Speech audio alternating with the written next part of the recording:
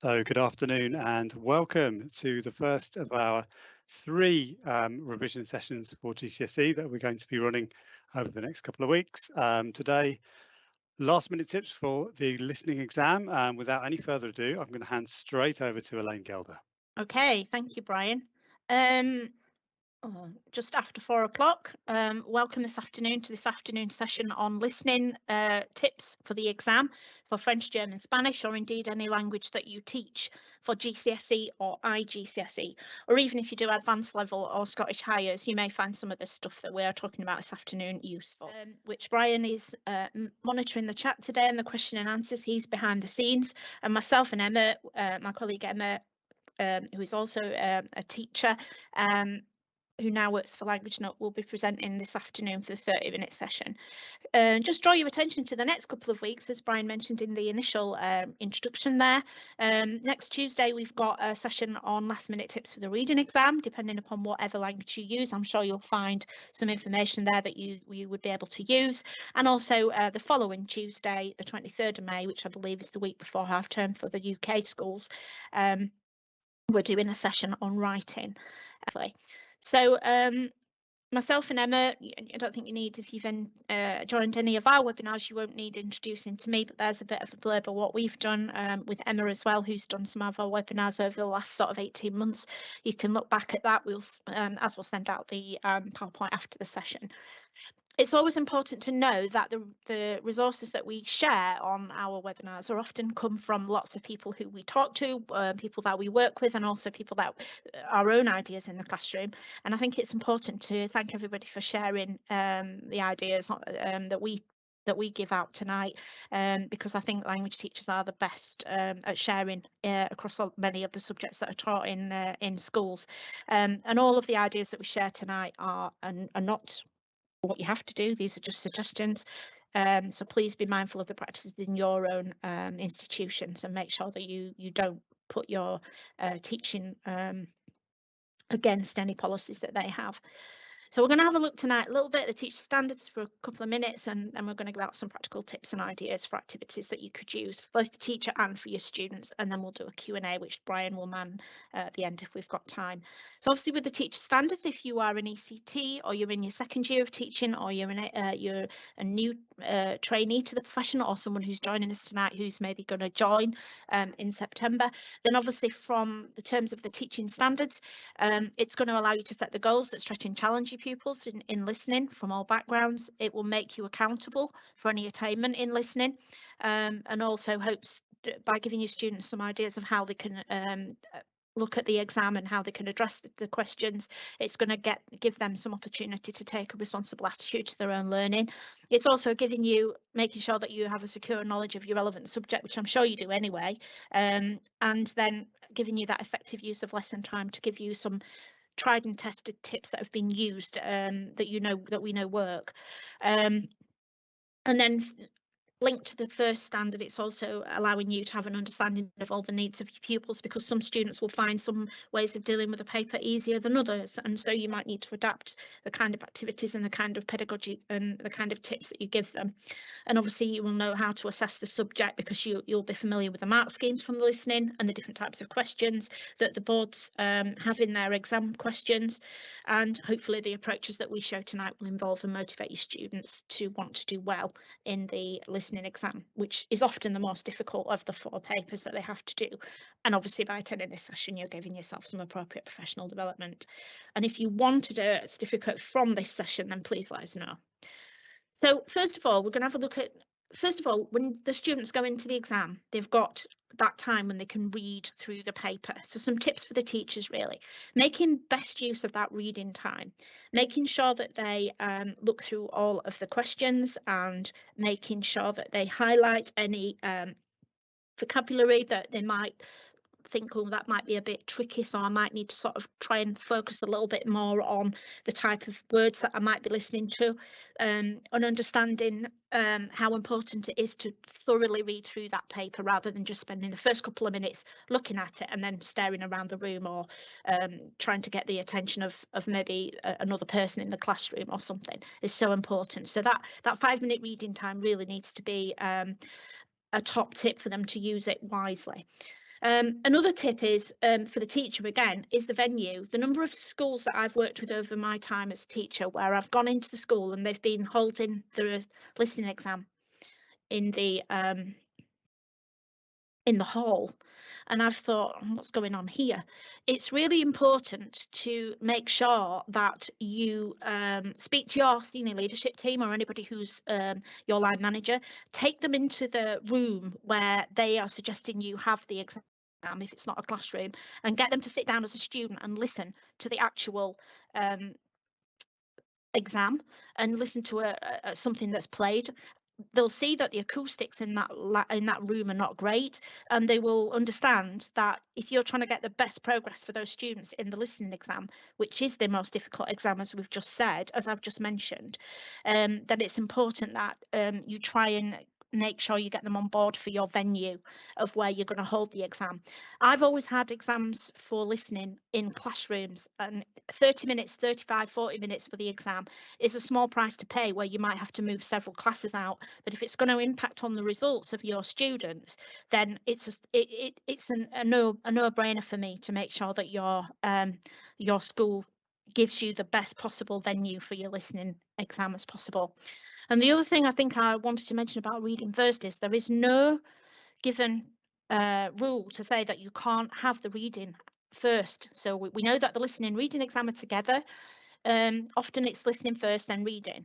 There is nothing, you don't have to provide special dispensation as far as I'm aware, and I've worked with all the boards closely over my time as a teacher, where you couldn't get your students in and let them do the reading exam first and then the listening exam. The advantages of that are that even if you've done a revision class before the exam, as many schools do, when you go into the exam, they're still going to be quite sort of nervous about doing the listening. Whereas if you do the reading exam, you're actually warming them up in the language first, get that out of the way, and then they move on to the listening exam, which enables them then to have actually seen, read, and thought in that language before they go into the listening exam. So that's just a couple of tips for teachers. I mentioned reading time, which I mentioned in the first one. Certainly for prediction, it's about being able to predict and anticipate what the answer might be. So when they're reading through the questions, if it's asking something like, what kind of sports do these people play, or what food might be ordered in the restaurant, or something like that, then when they're reading through the paper, trying to predict what kind of things they might be possibly going to be listening to.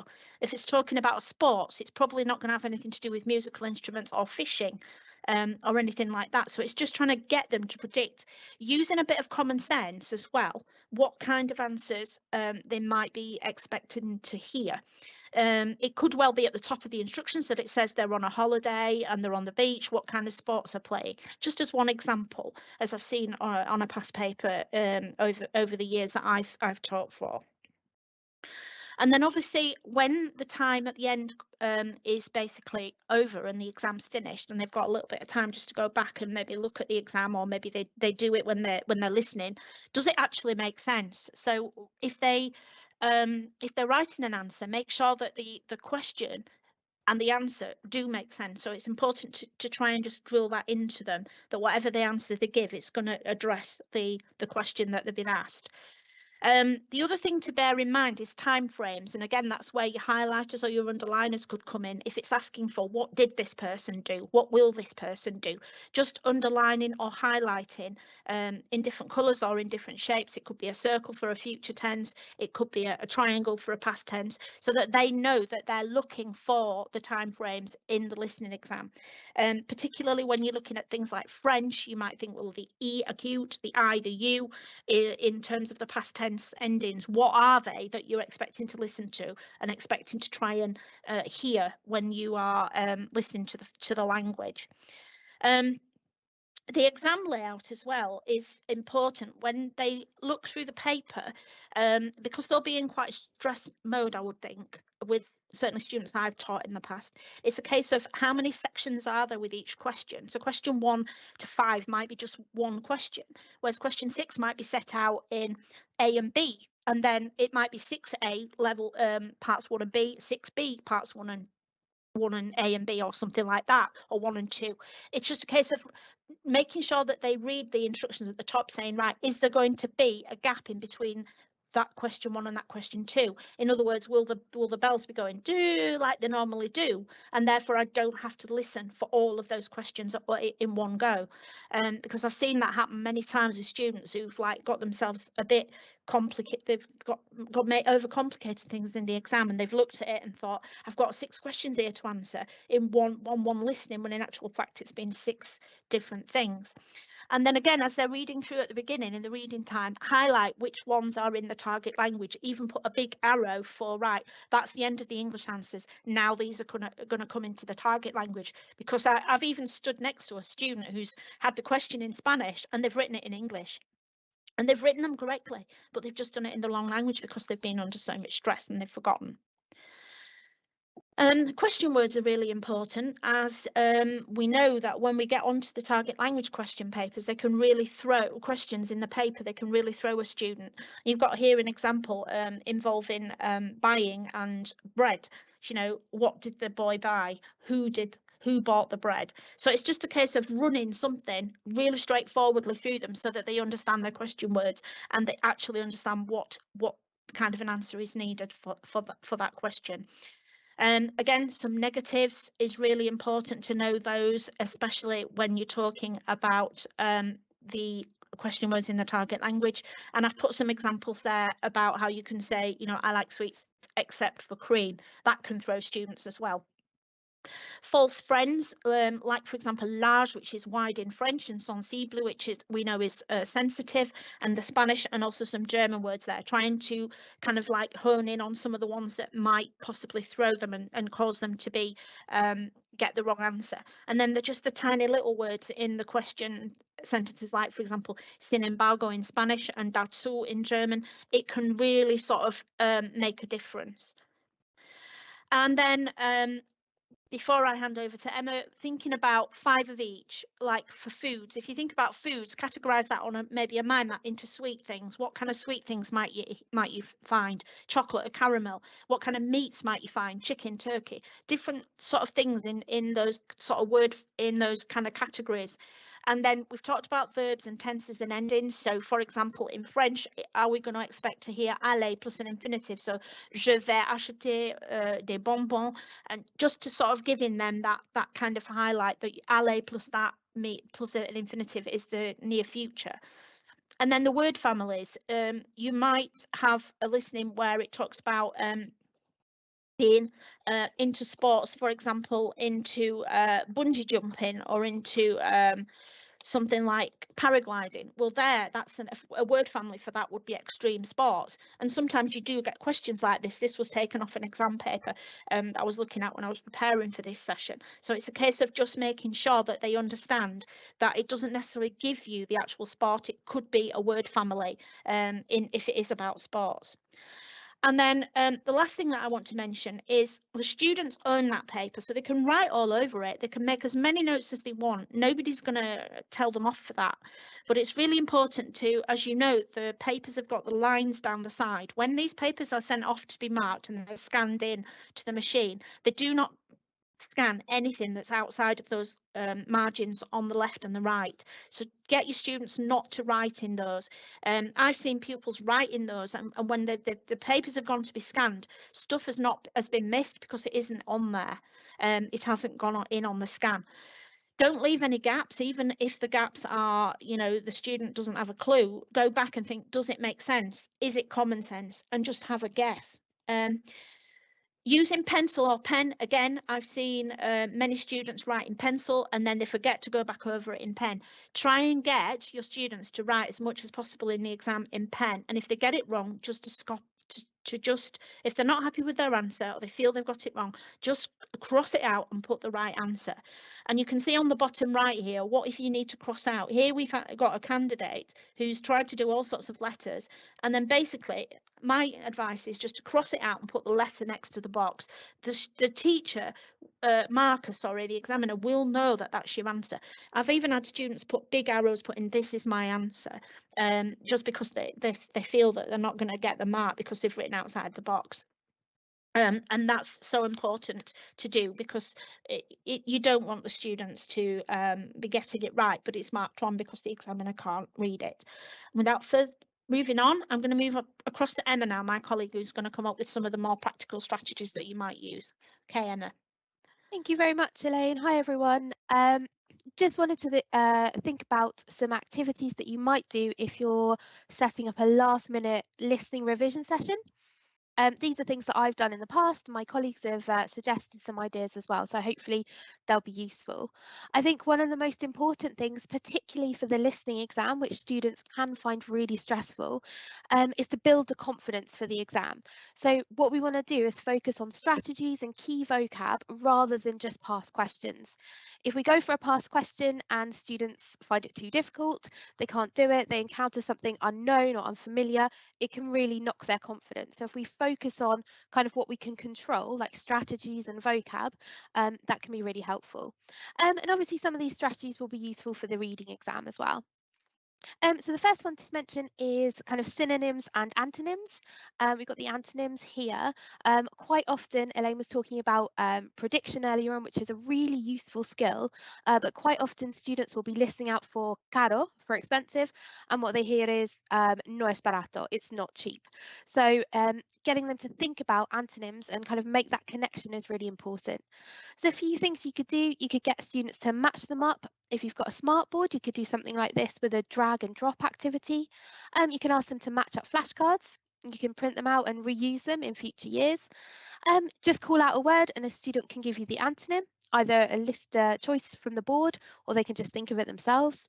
You can give each student an adjective and get them to find their opposites. They can move around the classroom, finding the person that has the antonym for their word. If you do have a language nut subscription, custom content can be really useful.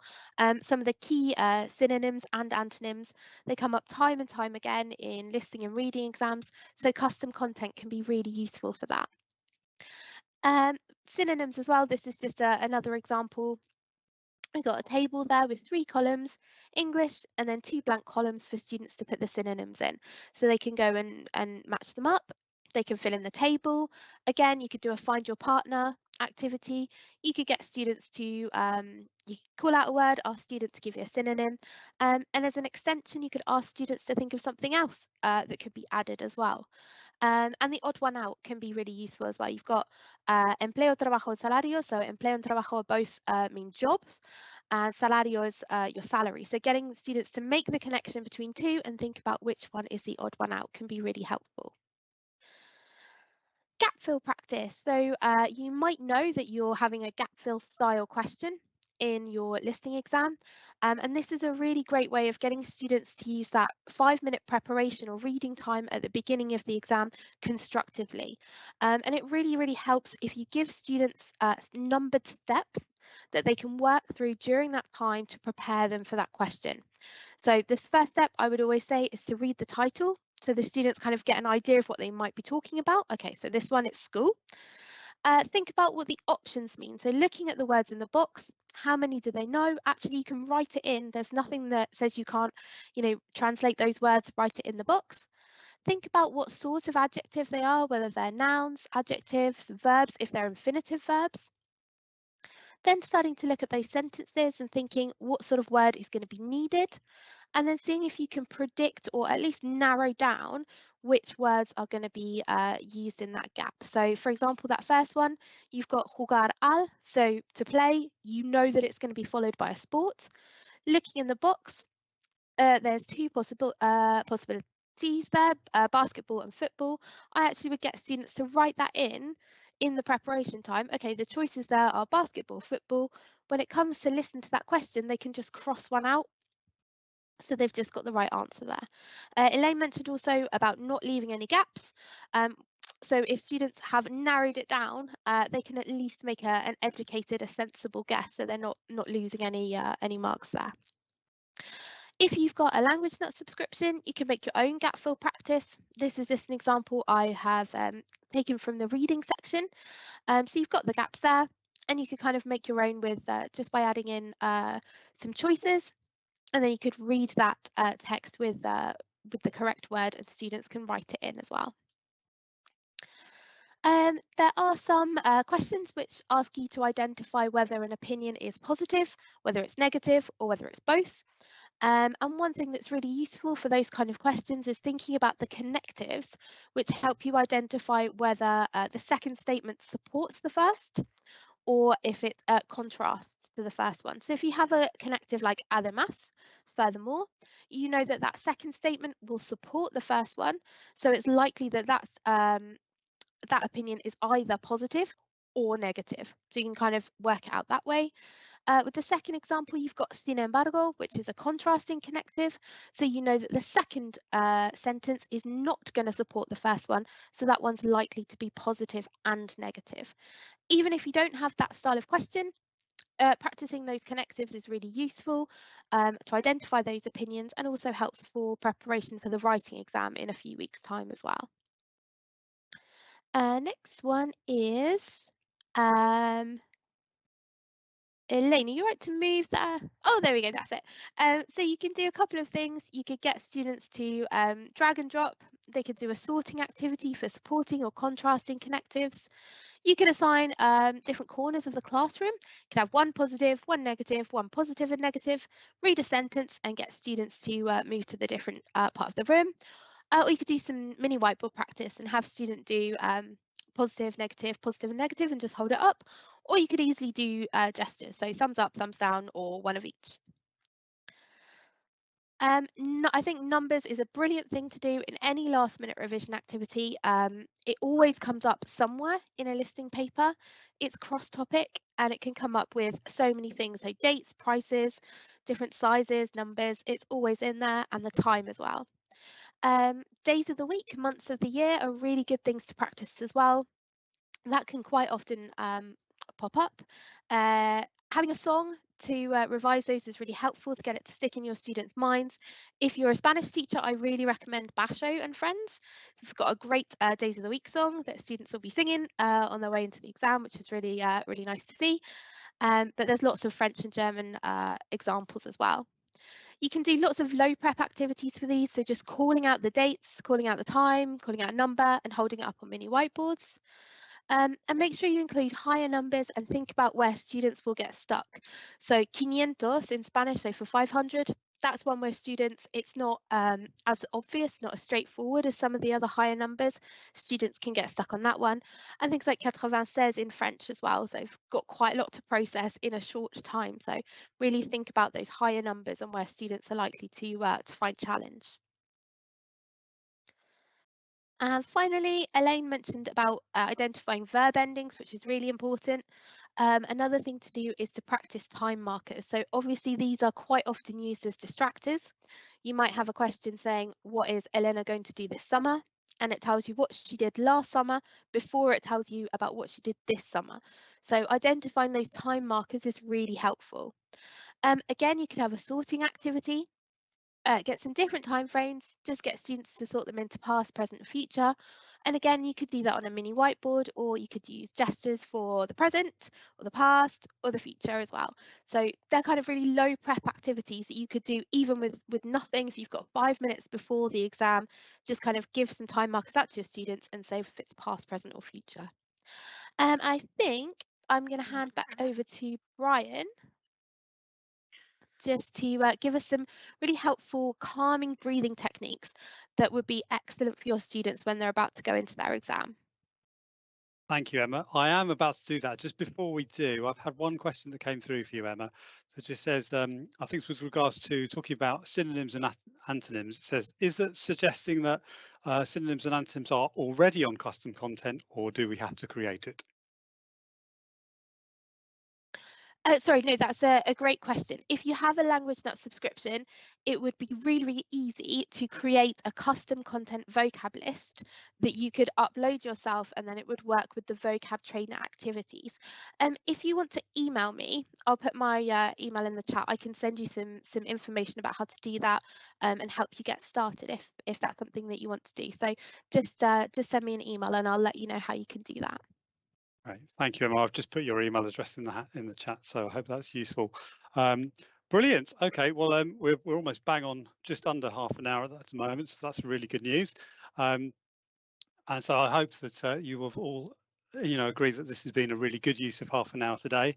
As a former teacher myself, I'm also conscious of time being not the friend for many teachers. But also just wanted to finish up here. Elaine kind of alluded to this a couple of times during her presentation, just about nerves and about how students can get themselves in a bit of a state. I've certainly seen it many times myself. And I know from my own experience, I think we can all probably look back on some of the exams that we've done personally and think of times where we've walked out and gone, oh, I've missed that question, probably because I was really nervous. So just a couple of things. I think I'm a big fan of breathing techniques myself to help students, to help us as well, to keep ourselves grounded, to keep ourselves calm. So feel free to join in with this. I highly recommend you. It'll only take about a minute or two. And once you do it yourself and experience it, then you'll be able to teach this to your students. So you can do this standing up. I'm standing up myself at the moment, and if you are, just kind of stand straight and find yourself balanced on 2 feet, or you can do this sitting straight up in a chair. We'll just begin by relaxing and making sure that we're sitting straight and a good posture. Raise shoulders to the ears and just let them drop. Okay, so the first thing we're going to do is just take a really deep breath through the nose into the belly, hold it for a second or two, and then take in even more air and fill your lungs right up to the top. Hold it for another couple of seconds and then just let go with a big sigh. And as you feel that sigh, get to the end of that sigh, feel everything relax and just feel where your body is touching either the floor through your feet, or if you're sitting in a chair, feeling just, your bottom and your thighs sitting on the chair, and just feel yourself connected.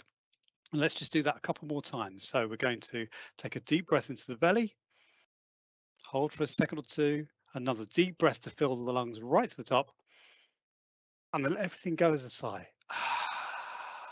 As I've mentioned that, obviously, if you're in the middle of an exam room, you don't want to let out a big loud sigh, but you can do this silently through the nose. So for the last one, let's do this silently. So we're going to breathe in through the nose into the belly, hold it for a second or two, another deep breath to fill your lungs completely, and out silently through the nose. Feel really relaxed. Now, there was actually a study done where people did 5 minutes of just doing that over and over and over again. And that was proved to be more effective than mindfulness.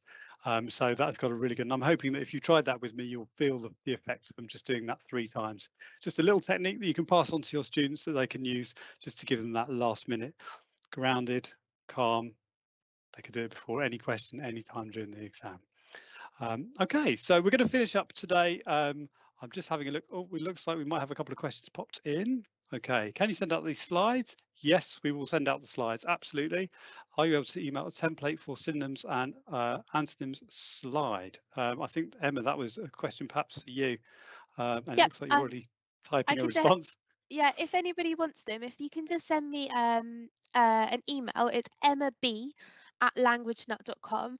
I've got French and Spanish. Unfortunately, I don't have German, but if you let me know, then I can send them out to you. Yeah, we can also certainly send the German out as well. We've got that as well. Real, thank you, Elaine. So Fantastic. our emails are on there just to remind you of the 2 sessions, one next week, 1 week after, which are already on Eventbrite. And if you have enjoyed tonight's session, please give us a shout out on social media, either on Twitter at LanguageNut or on our Instagram at LanguageNutOfficial. Okay, Brilliant. and we'll leave you with that as our final slide. Thank you very much. Lovely. Thank you all very much. See you again, hopefully this time next week. Thank you. Bye.